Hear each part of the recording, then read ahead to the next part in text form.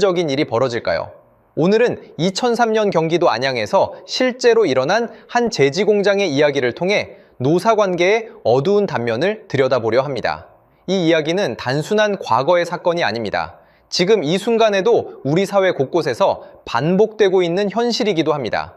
1961년 대한민국은 여전히 전쟁의 상처에서 회복 중이었습니다. 그 시절 황해도 개성에서 태어나 한국전쟁 때 남쪽으로 피난온 한 남자가 있었습니다. 그의 이름은 전재준.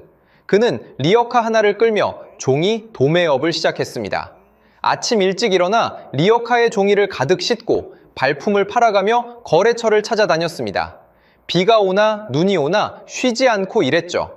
당시 많은 실향민들이 그랬듯 그에게는 오직 살아남아야 한다는 절박함만이 있었습니다. 몇 년 후 그에게 기회가 찾아왔습니다. 한 인쇄용지 회사가 부도를 맞은 것입니다. 대부분의 사람들은 부도난 회사를 기피했지만 전재준은 달랐습니다. 그는 위험을 무릅쓰고 그 회사를 인수했습니다. 물론 쉽지 않았습니다. 밤낮 없이 공장을 돌보고 직접 영업에 나서며 때로는 자신의 월급도 포기하면서 회사를 일으켜 세웠습니다. 직원들과 함께 밥을 먹고 그들의 고민을 들어주며 가족 같은 분위기를 만들어갔죠. 40년이 흐른 뒤 경기도 안양시 만항우 안양사동 수암천변에 자리 잡은 그의 공장은 지역의 랜드마크가 되었습니다. 높이 솟은 굴뚝은 공업도시 안양을 상징했고 사람들은 그 굴뚝을 보며 우리 동네에도 이런 큰 공장이 있다며 자부심을 느꼈습니다. 이 회사는 인쇄용지와 화장지를 주로 생산했습니다. 제지업계에서 탄탄한 입지를 구축했고 거래처들도 저 회사 물건은 믿을만하다며 신뢰를 보냈죠. 60여 명의 직원들이 3교대로 일하며 안정적으로 생산 라인을 가동했습니다. 이 회사에는 일찍부터 노동조합이 조직되어 있었습니다. 하지만 초기의 노사관계는 매우 건전했습니다. 회사는 직원들의 복지에 신경 쓰였고 노조는 회사의 어려움을 이해하며 합리적으로 요구사항을 제시했습니다. 임금 협상 시즌이 되면 노사 양측이 테이블에 앉아 진지하게 대화했습니다. 올해는 경영이 어려우니 임금 인상률을 조금 낮춰줄 수 있겠나? 대신 내년에는 좀 더 올려주십시오. 이런 식의 합리적 타협이 가능했던 거죠. 회사가 성장하면 직원들도 함께 혜택을 받았습니다. 상여금이 늘어나고 복지시설이 개선되고 자녀 학자금 지원 같은 프로그램도 생겼습니다. 직원들은 이 회사가 잘 되면 우리도 잘 된다는 걸 체감했고 회사는 직원들이 행복해야 생산성도 오른다는 걸 알고 있었습니다. 이것이 바로 정상적인 노사관계의 모습입니다. 서로를 적으로 보는 게 아니라 같은 목표를 향해 가는 동반자로 인식하는 것. 40년 가까이 이런 관계가 유지되었던 거죠. 1997년 말 대한민국에 엄청난 폭풍이 몰아쳤습니다. IMF 외환위기, 국가부도 위기라는 초유의 사태였죠. 대기업들이 줄줄이 무너졌습니다.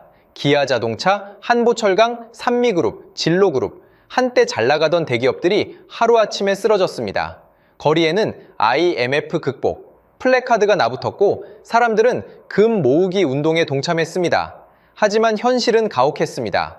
수많은 가장들이 하루아침에 직장을 잃었고 가족을 부양할 방법이 막막해졌습니다. 뉴스에서는 매일같이 비극적인 소식이 흘러나왔습니다. 실직자 수가 200만 명을 돌파했다는 보도, 노숙자가 급증했다는 소식, 생활고를 비관한 극단적 선택 이야기들, 온 나라가 절망에 빠져 있었습니다. 안양의 그 제지 공장도 예외가 아니었습니다. 아니, 오히려 중소기업이었기에 타격은 더 컸습니다. 먼저 거래처들이 주문을 줄이기 시작했습니다. 경기가 안 좋으니 재고를 줄여야 한다며 발주량을 반토막 냈죠. 어떤 곳은 아예 거래를 중단하기도 했습니다. 대금 회수도 어려워졌습니다. 납품은 했는데 돈을 제때 받지 못하는 경우가 속출했습니다.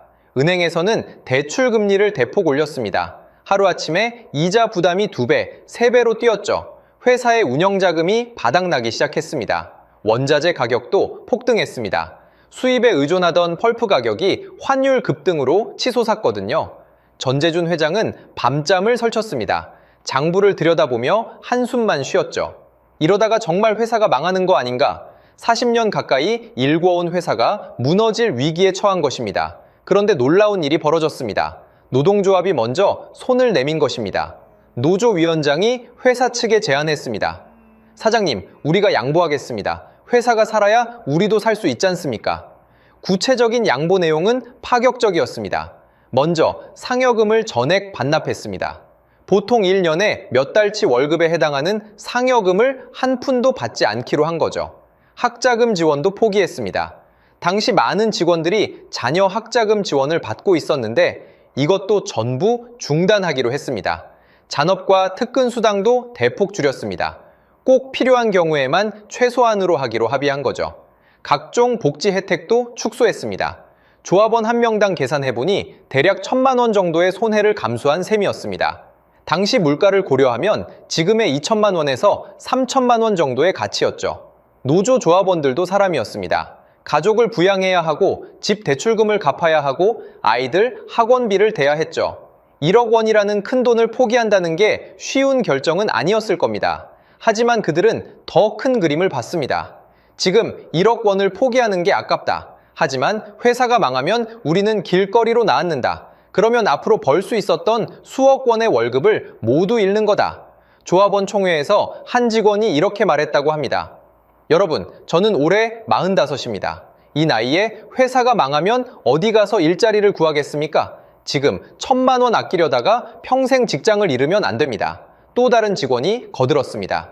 사장님이 우리를 속인 적이 있습니까? 40년 가까이 이 회사를 키워오신 분입니다. 우리 부모님 세대부터 여기서 일했던 사람도 있습니다. 이럴 때 함께 고통을 나눠야 합니다. 결국 투표 결과 압도적 다수가 양보안에 찬성했습니다. 이것이 바로 진정한 의미의 노사협력입니다. 위기 앞에서 서로를 탓하는 게 아니라 함께 어려움을 나누고 함께 살아남으려 노력하는 것. 노조의 양보로 회사는 숨통이 트였습니다. 인건비 부담이 줄어들자 운영자금에 여유가 생겼고 은행의 이자도 제때 낼 수 있었습니다. 전재준 회장도 개인 재산을 담보로 대출을 받아 회사에 투입했습니다. 직원들도 더 열심히 일했습니다. 회사를 살리자는 마음으로 불량률을 줄이고 생산성을 높이고 원가를 절감했죠. 영업사원들은 발로 뛰며 새로운 거래처를 개척했습니다. 그렇게 1년, 2년 힘든 시기를 버텨냈습니다. 2000년대 초반이 되자 경기도 서서히 회복되기 시작했고 회사도 정상 궤도에 올라섰습니다. 직원들은 우리가 함께 이겨냈다며 자부심을 느꼈고 전재준 회장은 우리 직원들이 아니었다면 불가능했다며 감사해했습니다. 위기를 함께 극복한 경험은 노사 간의 신뢰를 더욱 깊게 만들었습니다. 역시 우리는 한 가족이구나. 모두가 그렇게 생각했죠. 하지만 이 아름다운 이야기가 영원히 계속될 거라고 생각한 것은 착각이었습니다. 2003년 노조가 중요한 결정을 내렸습니다. 전국 규모의 노동단체인 민주노총 산하 조직에 가입한 것입니다. 더 큰 조직과 연대하면 우리 권익을 더 잘 지킬 수 있을 거야. 노조 간부들은 그렇게 생각했던 것 같습니다. 처음에는 별 문제가 없어 보였습니다. 하지만 곧 분위기가 달라지기 시작했습니다. 민주노총에서 파견된 간부들이 들어왔고 그들은 기존의 온건한 노선을 비판했습니다. 당신들은 너무 순하게 당하고만 있습니다. 회사는 더 많은 이익을 내고 있는데 왜 노동자들은 제대로 대우를 받지 못합니까? 강하게 싸워야 합니다. 노조 교육 시간에는 투쟁의 역사가 강조되었습니다. 노동자의 권리는 싸워서 쟁취하는 것입니다. 회사가 자발적으로 양보할 거라고 기대하면 안 됩니다. 젊은 조합원들 중 일부는 이런 말에 고개를 끄덕였습니다. 맞아, 우리가 너무 착하게만 살았나? 하지만 나이 많은 직원들은 불안했습니다. 이러다가 AMF 때 만든 신뢰가 깨지는 거 아닌가? 그해 임금 협상 시즌이 다가왔습니다. 예년과 달리 노조의 요구안이 매우 강경했습니다. 임금 대폭 인상, 복지 확대, 고용 보장 등 여러 조건을 내걸었죠. 회사 측은 당황했습니다. 우리가 AMF 때 어떻게 함께 위기를 넘겼는데 갑자기 왜 이러는 거요? 하지만 노조는 단호했습니다. 그때는 그때고 지금은 지금입니다. 회사도 이제 상황이 나아졌으니 직원들에게 보상해야죠. 협상 테이블에서 대화는 평행선을 달렸습니다. 회사는 경영 상황을 고려해달라고 호소했고 노조는 노동자의 정당한 권리를 주장했습니다. 민주노총 간부들은 더 강하게 밀어붙이라고 부추겼습니다. 회사는 돈이 있습니다. 굴복하지 않는 척하는 것뿐입니다. 압박을 강하게 해야 양보합니다. 결국 협상은 결렬되었고 노조는 파업을 선언했습니다. 2003년 어느 날 공장 앞에 피켓과 플래카드가 나붙었습니다. 정당한 임금 인상 보장하라. 노동자를 우롱하지 마라. 꽹과리와 북소리가 울려 퍼졌습니다. 구호를 외치는 목소리가 동네에 메아리 쳤죠. 공장 정문은 봉쇄되었고 생산 라인은 완전히 멈췄습니다. 처음 며칠은 열기가 뜨거웠습니다. 우리가 이기고 만다. 조합원들은 당열된 모습을 보였습니다. 하지만 일주일, 2주일이 지나면서 분위기가 조금씩 달라지기 시작했습니다. 월급이 끊겼습니다. 파업 중에는 당연히 급여가 나오지 않죠. 처음에는 조금만 참으면 된다고 생각했지만 집에서는 고지서가 날아들었습니다.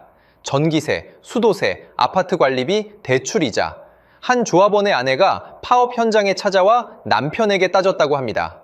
당신 도대체 언제까지 이럴 건데? 애들 학원비는 어떻게 내고 이번 달 대출 이자는 또 어떻게 낼 건데? 또 다른 조합원은 장인어른에게 전화가 왔습니다. 자네, 정신 차리게. 40년 된 회사 그만두고 어디 가서 일자리 구할 건가? 파업이고 뭐고 당장 들어가서 일하게.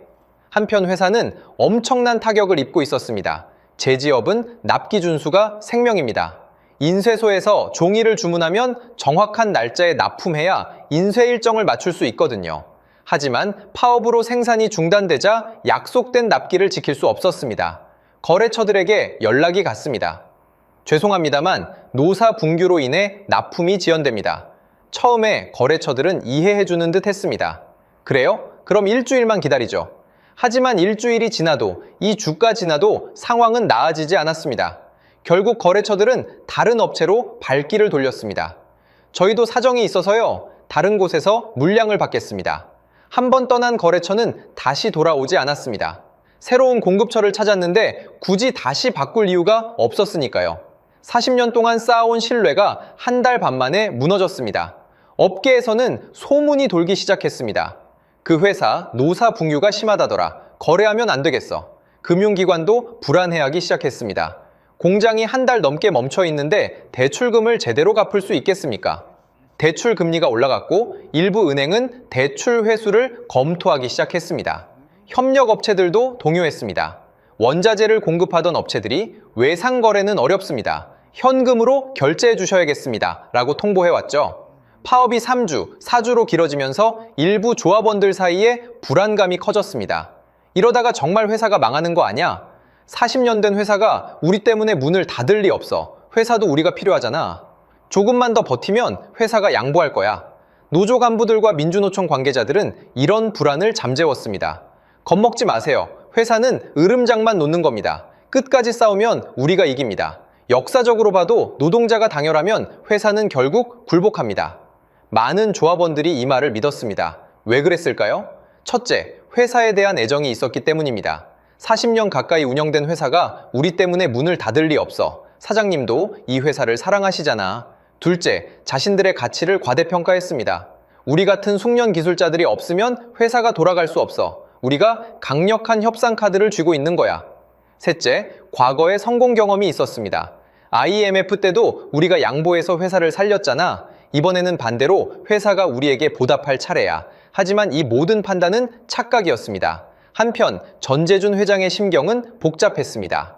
이미 80세를 넘긴 노인이었죠. 평생을 바친 회사에서 이런 대립을 겪는다는 게 얼마나 힘들었을까요?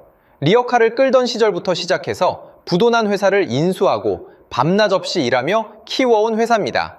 직원들을 가족처럼 여기며 함께 울고 웃었죠. IMF 때는 직원들이 자발적으로 양보하는 모습을 보며 눈물을 흘렸던 사람입니다. 그런데 지금은 그 직원들이 공장 앞에서 꽹과리를 두들기며 자신을 규탄하고 있습니다. 노동자를 착취하지 마라. 정당한 대우를 하라. 구호가 귀에 따갑게 들렸습니다. 회장은 측근에게 이렇게 말했다고 합니다. 내가 지난 40년 동안 직원들을 못 살게 굴었나? 내가 회사 돈을 빼돌려서 호화 생활을 했나? 나도 직원들과 똑같이 밥을 먹고 똑같은 화장실을 쓰며 일했는데 나이가 들수록 사람은 지치기 마련입니다.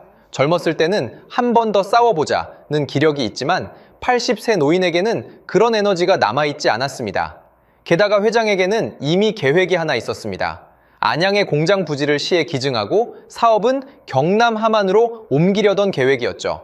원래는 직원들과 원만하게 마무리하고 싶었는데 상황이 이렇게 꼬여버린 겁니다. 고민 끝에 전재준 회장은 결단을 내렸습니다. 이렇게까지 해가면서 사업을 계속할 이유가 없다. 그냥 접자. 회사 측은 공식 발표를 했습니다. 안양 공장을 폐쇄한다. 공장 부지는 예정대로 안양시에 기증하고 사업은 경남 함안으로 완전히 이전한다. 직원들에게는 법정 퇴직금에 더해 근속연수에 따라 최대 2,500만 원의 위로금을 지급하겠다.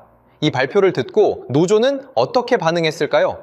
놀랍게도 많은 조합원들이 믿지 않았습니다.